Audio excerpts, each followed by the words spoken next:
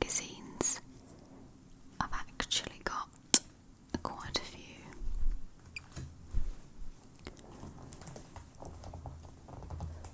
$12 to be exact. So this should be good. I'm gonna start with this top one. Crime scene. I'm just actually gonna get straight into it.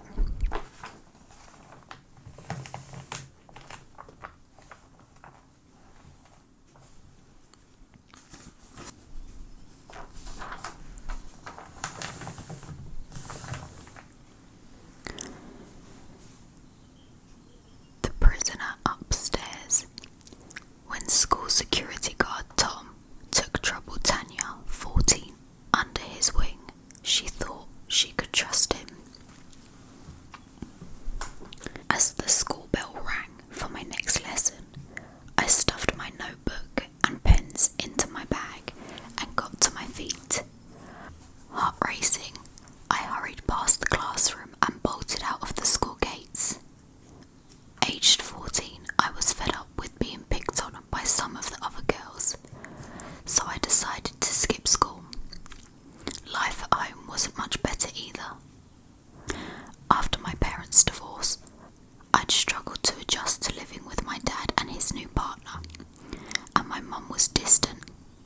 But just as I thought I'd escaped the school grounds unnoticed, Tom, the security guard, spotted me. "Why are you trying to get out of school?" he asked. "I'm being bullied," I said, blinking back tears. To my surprise, he said that he wouldn't report me for playing truant. After that, Tom started taking me out of class to talk to me about my problems. He'd shower me with gifts and give me money for cigarettes. I felt unwanted by my parents, so it was wonderful that someone was taking an interest in me. Then one day, after he leant in and kissed me in a school stairwell, I started to believe I was falling in love with him. I'd never had a boyfriend before, but Tom made me laugh and feel special. At 38, he was well over twice my age, but he convinced me that he was the only person who cared about me. I told him about my turbulent home life and how I planned to run away. "Move in with me," he said to me one day. "You'll have no more problems." "I'll think about it," I said. It seemed as if Tom was offering to rescue me from my troubled life, so eventually I agreed. One winter's afternoon, he took me to his house just a few miles away from my dad and stepmom's home. There, he led me to a secluded upstairs bedroom. Only, he then locked the door by twisting the knob from the inside.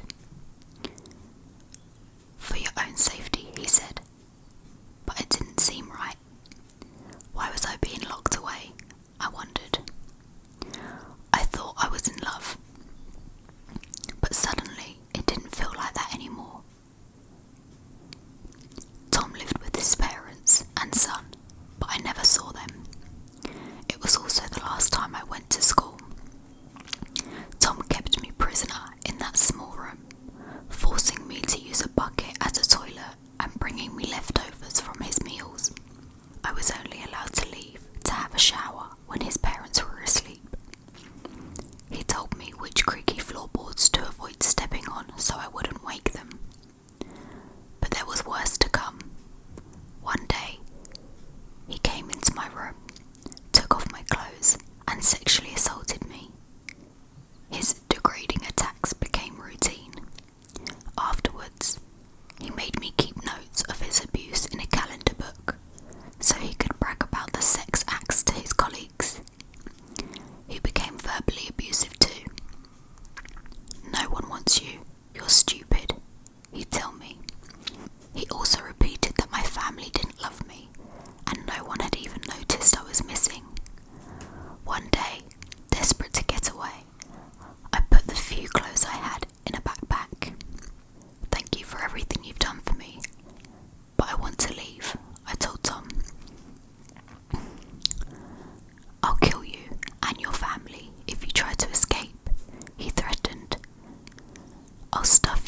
rubbish bag and throw you in the river.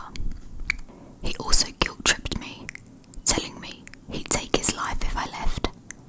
I became so terrified, I did anything Tom told me to. I'd longed to run away from home, but this was 100 times worse. I broke down as I thought about my parents.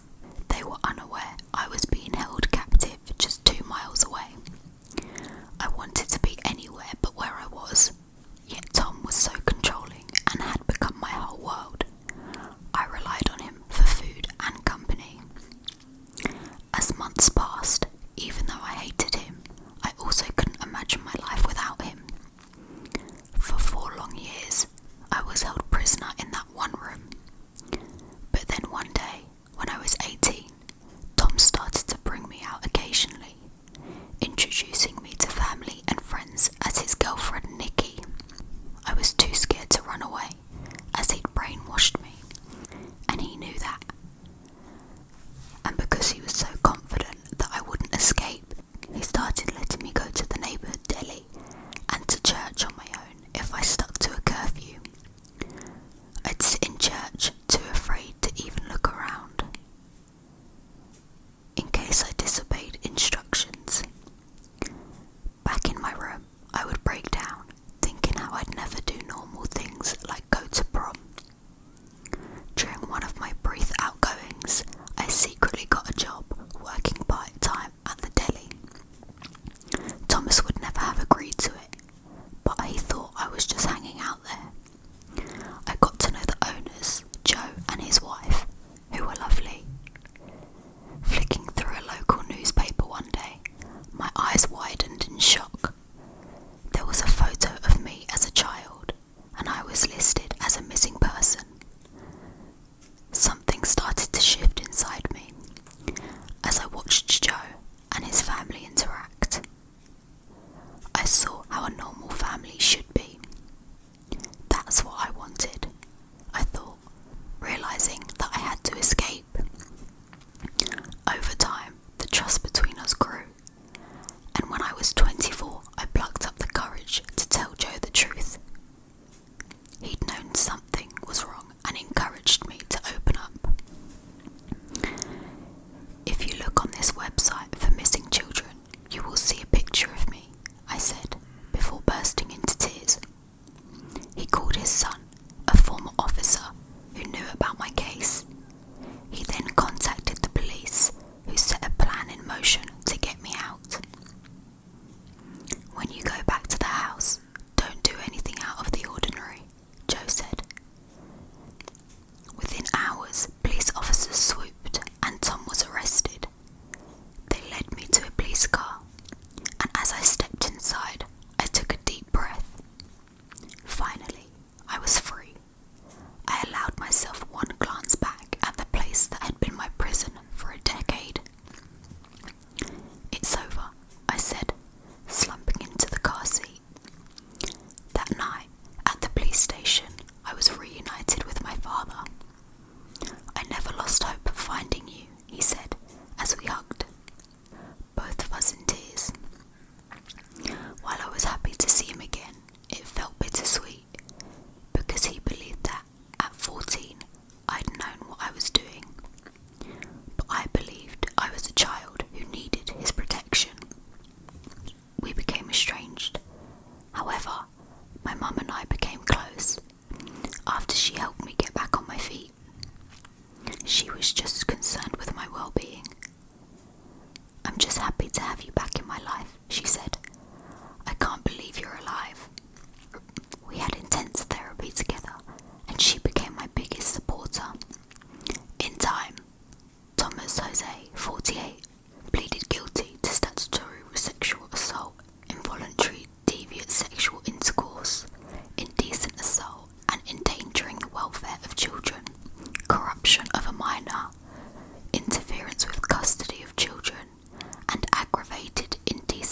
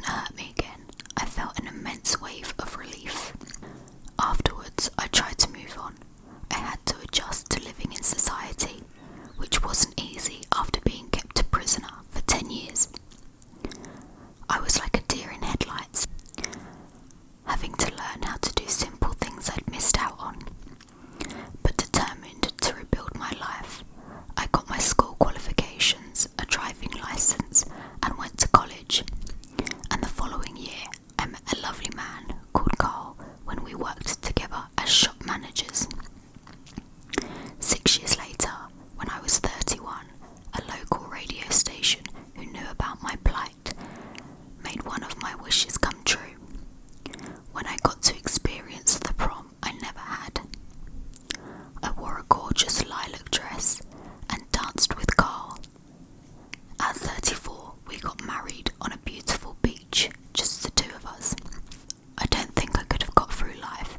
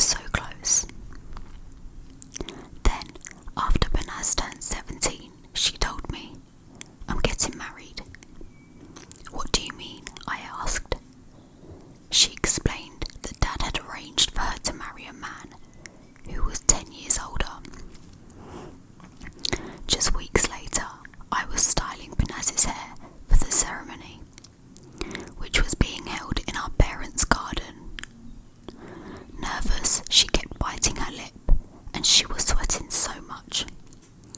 I had to keep straightening the curls around her face. No one had told me that after the wedding, Banan would move away to Birmingham to live with this stranger, her husband. Looking at Banaz's empty bed that night, I missed her terribly. A week later we visited, but I barely recognised her. She'd lost weight and was wearing a dress for mature women. Where is my sister and best friend, I thought. A couple of months later, I was sitting on my bed when Mum came in and said, "A man has approached us about marrying you. Your dad thinks it's a good match." "If that's what Dad wants, I'll do it," I said, knowing that I didn't have a choice. The next thing I knew, my husband-to-be was sitting in our living room. I was just 16 and he was 30. I was advised not to look in his direction while my parents assured him I'd be a good wife. 6 months later, after Banaz's wedding, I was married too. While everyone celebrated, I just felt sick and confused. That night was the first time I'd ever been alone with a man, and I was so terrified I wouldn't let him near me. I texted one of my sisters saying, "I'm ready to go home." "Don't be silly," she replied. But it was like living with a monster. He'd drink a lot, was moody, and would easily snap. 2 months later, I was pregnant. I'd never had sex education, so I didn't understand how it had happened. "If you have a baby with your husband, you'll love him more," Mum told me. I'd be a terrible mother, I insisted. "I'll abandon the baby." Unable to face the thought of being tied to my husband forever, I confessed to a nurse that I was pregnant against my will and successfully had an abortion. As Banaz was also struggling in her marriage, Dad and our husbands decided it would be better for us to live together so they could keep an eye on us. Being with her when the men were out was like old times. We would sing and dance together just like before. But I also realised how violent and controlling her husband was. One day they argued and he threw a cup at her. "I'm not going back to him," she said. Moving back to our parents' home, we stayed close, and one day after meeting up at college, I went home with her and we drank tea on the kitchen floor until my husband messaged saying, "I've finished work, I need you at home." "I've got to go," I told Banaz. As I gathered my stuff, she said, "Text me when you're home, see you later." Only next morning, Banaz wasn't at college and didn't reply to my messages. Worried sick after 3 days with no word, I went to Mum and Dad's. Moments after I arrived, 4 police officers turned up. "Your sister is missing," one told me, as they arrested Dad. Shock floored me as I struggled to understand what could have happened. I clung to the hope she'd run away to start a new life and was okay. But months passed with no word. Then one day the police arrived with devastating news. My beautiful sister Banaz had been found buried in a suitcase in a garden in Birmingham. After moving back home, Banaz had fallen in love with a man called Ramat Slimani. As she was still married, they had tried to keep their relationship secret, but were spotted kissing in public. Police believed my uncle, Ari Mahmood, decided Banaz needed to be killed for shaming the family. He and Dad then recruited 3 men, Mohammed Hama and cousins Mohammed Salah Ali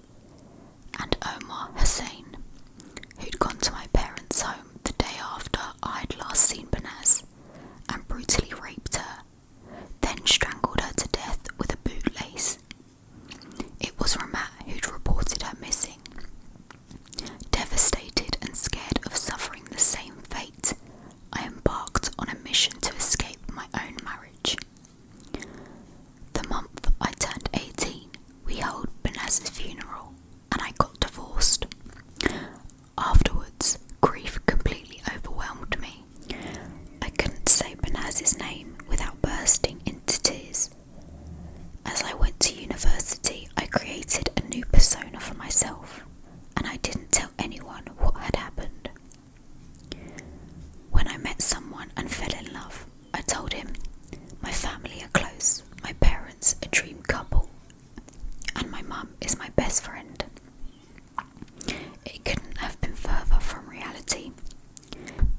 In time, my father, Mahmoud Babakir Mahmoud, 54, and uncle Ari Mahmoud, 51, appeared at the Old Bailey in London, and after denying Banaz's murder, were found guilty and jailed for life. Hummer, 30, had already pleaded guilty to murder, and later Ali and Hussein, both 28, were also handed life sentences after being convicted of murder too. It wasn't until 10 years after Banaz's death that I confessed the truth to my partner. "It's nothing to be ashamed about," he reassured me. 2 years later, as I read a story about another woman who'd been murdered by her husband, the parallels to Banaz lit a fire within me. I joined a campaign by the IKWRO, women's rights organisation, for a bill to outlaw child marriage, and 5 years later, a law was passed to raise the legal age of marriage to 18. It felt amazing to do that for Banaz and my younger self. Now I'm a mum to my 2-year-old son. He's a blessing, but motherhood has opened a lot of old wounds. I look at him and cannot fathom how anyone could hurt their own child. Banaz wanted children, so sometimes I feel guilty that I'm experiencing this and she can't. But my son will grow up knowing about his beautiful auntie, and we often put flowers on her grave.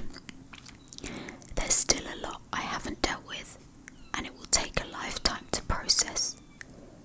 I'm currently working on a campaign for housing women fleeing violence, as I find it empowering to use my voice to make change and help others.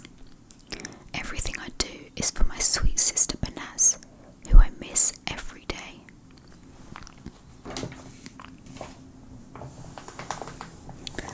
Body of evidence. Donna had put her family's DNA online, hoping to learn the truth about her missing grandfather. Instead, she'd cracked open a murder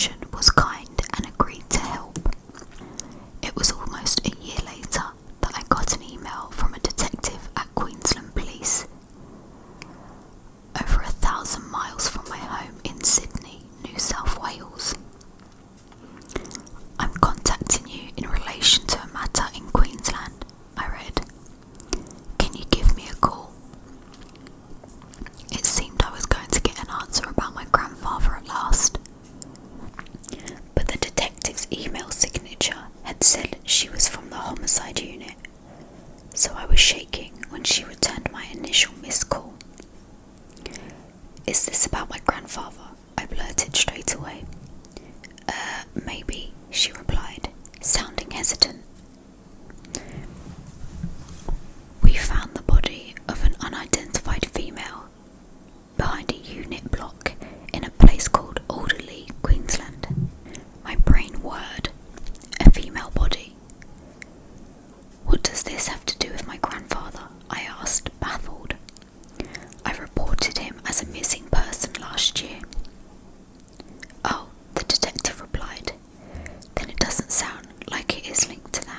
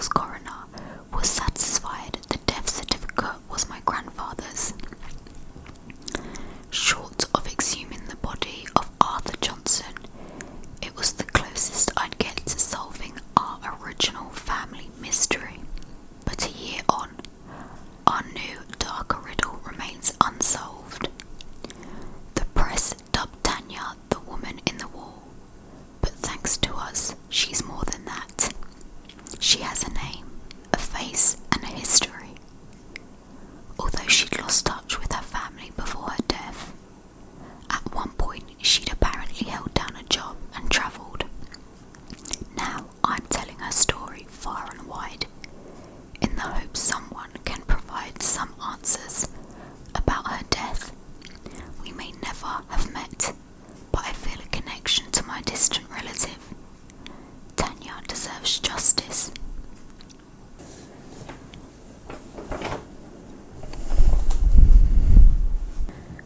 Sentenced to death. Of nearly 3,000 inmates currently on death row in America, only 52 are women. Here are some of their awful stories.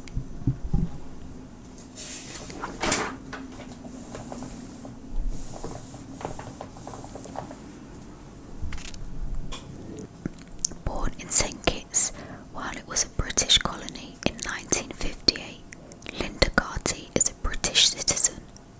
As such, she's the only British woman currently on death row in America. Carty's formative years spent on the Caribbean island saw her train as a primary school teacher, sing in the nation's choir, and even give a solo performance to the then Prince Charles during a royal visit. In her early 20s, Carty moved to Houston, Texas, but her life in the US veered from the one she'd led in the West Indies. Carty got mixed up in the criminal underworld and was convicted of car theft and impersonating an FBI agent in 1992. Sentenced to 10 years probation, a deal was struck whereby she began working as an informant for the Drug Enforcement Administration. While official records indicate her information led to 2 arrests, Carty claims she helped imprison dozens of drug dealers and secure the seizure of thousands of dollars worth of illicit substances. Either way, her involvement with the police ended, and years went by. On May 16, 2001, at around 1 a.m, Carty's neighbour, 25-year-old Joanna Rodriguez, and her 3-day-old son, Ray, were kidnapped from their home by 3 men. Police quickly began to look at Carty. Not only had she told her partner and neighbours that she was due to have a baby, despite not being pregnant, but she'd called in a police report the night Joanna was kidnapped, claiming there were 2 Latino males in the apartment block. Police interviewed Carty and she led them to 2 cars. One was hers, the other her daughter's. Baby Ray was found unarmed in one vehicle, while Joanna's dead body was recovered from the other. She had been suffocated. At the trial, the prosecution alleged that Carty had been determined to steal Joanna's baby and had recruited 3 men to break into the victim's home, falsely telling them there were drugs to steal inside. She'd then called in a fake report to police to throw them off the scent. Carty claimed to be innocent. She said she'd been framed by the real culprits.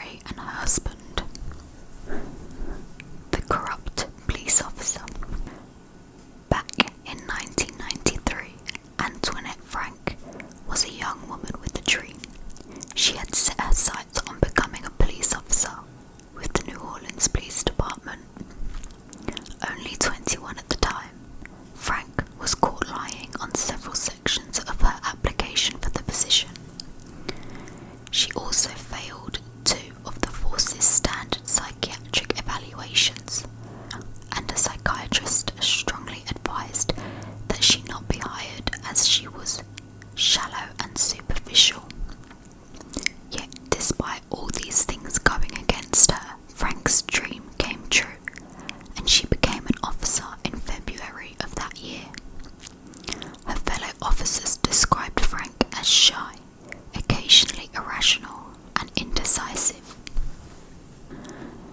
There were suggestions by superiors that she needed further training. In November 1994, Frank was called to deal with an incident where a known drug dealer had been shot. The victim, Rogers Lucchese, survived, and he and Frank entered a romantic relationship, despite knowing it put Frank's policing career at risk. On one occasion, Frank took Lucchese on a police operation and introduced him as her trainee. She also let him drive her police car. Alongside her career in the police, Frank took up occasional security work at Kim, a Vietnamese restaurant in New Orleans. In the early hours of 5th March 1995, Frank and Lucchese arrived at the restaurant when she wasn't due to work. Using a key she'd stolen, the couple made their way inside and frightened staff who were cleaning and cashing up. The pair started shouting, demanding money and shooting. Two of the restaurant owner's children, Ha Vu, 24, and his sister, Chuang Vu, 17, were gunned down alongside Ronald Williams, 25. Like Frank, Williams was a cop who worked at the restaurant when off duty. The pair had been friends. After the killings, Frank dropped Lucchese off nearby. She then heard a 911 call had come in via a police radio. Returning to the scene of the crime in a patrol car, Frank walked in through the back door and identified herself as an officer. Having witnessed what she'd done, one of the employees ran out of the front door and immediately identified Frank as the culprit to the arriving officers.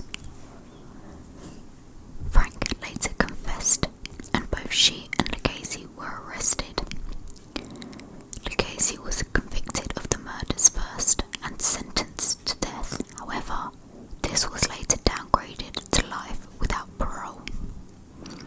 At her trial, Frank claimed Lucchese had held a gun to her head, and that was the only reason she'd fired on the victims. The high-profile case of police corruption gripped America. It took the jury at Frank's trial just 22 minutes to find her guilty of robbery and all 3 murders. She was sentenced to death for her crimes in October 1995. Frank is currently the only woman on death row in the state of Louisiana. Last October, she was denied a clemency hearing. Now 53, she has spent much of her last 3 decades in solitary confinement, awaiting a date for her execution.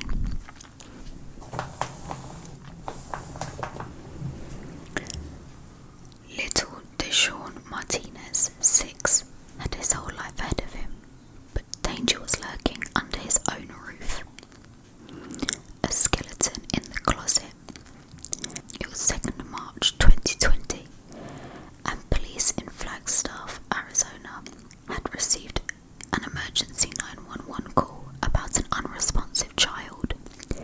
It had come from Ann Martinez, the grandmother of 6-year-old Deshaun, and she told officers she'd feared the little boy was dead. When police arrived at the apartment, they made a horrific discovery.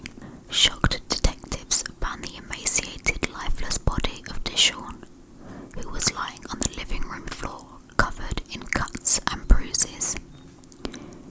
His gran was right. Tragic Deshaun, with his big brown eyes and angelic face, was no longer alive. As they searched the property, they found his older brother, 7, in a bedroom closet. He was severely malnourished and on the verge of death, his bones jutting out of his back. Their 2 sisters, aged 2 and 4, were found to be healthy. The boy, who was taken to hospital weighing under 2 stone, recovered after almost 3 weeks of intensive treatment.